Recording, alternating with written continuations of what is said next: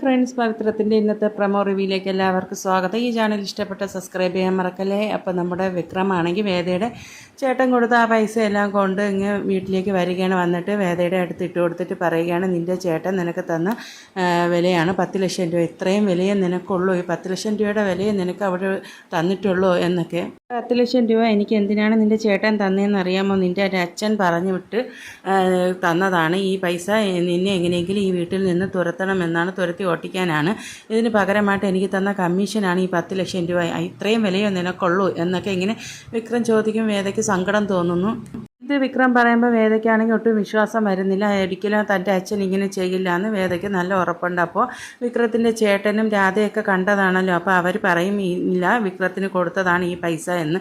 അപ്പോൾ ഇത് കേൾക്കുമ്പോൾ സങ്കടം കൊണ്ട് വേദ ഈ പൈസയുമായിട്ട് കൊണ്ട് ഓടുകയാണ്. ഓടി മുറിക്കകത്ത് കയറി കഥ കടച്ചിരിക്കുകയാണ്.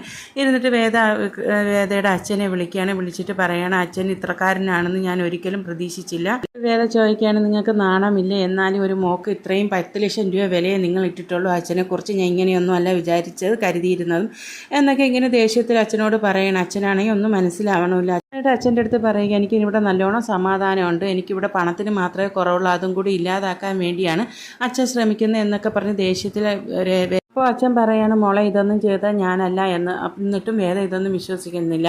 പക്ഷെ ശരിക്കും ചെയ്ത വേദയുടെ ചേട്ടനല്ലേ, അച്ഛന് മനസ്സറിവ് പോലും ഇല്ലാത്ത കാര്യമാണ്. എന്നിട്ട് ആ റൂമിൽ നിന്ന് കൂളായിട്ട് വേദ കഥവ് തുറന്ന് ഇറങ്ങി വരികയാണ് ചെയ്യുന്നത്. അപ്പോൾ വിക്രം ചോദിക്കുകയാണ്, എന്താടി നിനക്ക് നാണമില്ലേ? ഇതിനെ വേണമെങ്കിൽ ഞാൻ കൊണ്ടാക്കാം എന്ന് പറയാം. അപ്പോൾ വേദ പറയണേ, എത്ര പറഞ്ഞാലും മനസ്സിലാവില്ലേ, ഇതെൻ്റെ വീടാണ്, ഞാൻ എത്ര പ്രാവശ്യം പറഞ്ഞിട്ടുണ്ട് എന്ന്.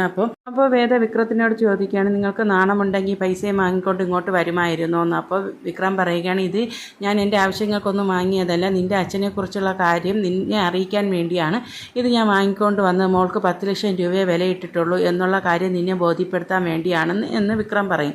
അപ്പോൾ വേദ പറയുകയാണ്, ഇതാണ് എൻ്റെ വീട്, നിങ്ങൾക്കൊരു വിചാരമുണ്ട് പോകുമ്പോൾ പോകണം, വരുമ്പോൾ തിരിച്ച് വരണമെന്ന്. ഇതൊന്നും എനിക്ക് നടക്കില്ല, ഇതാണ് എൻ്റെ വീട്. നിങ്ങൾക്ക് 10 ലക്ഷം രൂപ കിട്ടിയാലും ഒരു അഹങ്കാരമുണ്ട്, അപ്പോൾ കോടിക്കണക്കിന് പൈസ ഉള്ളപ്പോൾ ഞാൻ എന്തുമാത്രം അഹങ്കരിക്കണം എന്നൊക്കെ വേദ ഇങ്ങനെ വിക്രത്തിനോട് ചോദിക്കുന്നു. വിക്രം പറയുകയാണ്, ഞാനൊരു ഗുണ്ടയാണെങ്കിൽ ഇത്രയ്ക്കും തരം താഴ്ന്നവനല്ല, ഒരു പെണ്ണിനെ വിലപേശി പൈസ ഉണ്ടാക്കാൻ മാത്രം ഒരു ഗതികെട്ടവനല്ല ഞാൻ, അത് നീ മനസ്സിലാക്കണം എന്നൊക്കെ വിക്രവും പറയുന്നു. അപ്പോൾ വേദ പറയാണ്, നിങ്ങൾ 2 കൂട്ടരും കൂടി ഇങ്ങനെ കാണിക്കുന്നത് എനിക്ക് നല്ലതുപോലെ മനസ്സ് വേദനിക്കുന്നു എന്നുള്ള കാര്യം നിങ്ങൾ മനസ്സിലാക്കണം എന്നൊക്കെ വേദ പറയുന്നു. എന്നിട്ട് വേദ ആ പൈസയുമായിട്ട് അച്ഛൻ്റെ അടുത്ത് ചോദിക്കാൻ പോവുമായിരിക്കും. അപ്പോൾ നല്ല അടിപൊളി എപ്പിസോഡുകളാണ് വരുന്നത്. അപ്പോൾ ആരും കാണാൻ മിസ്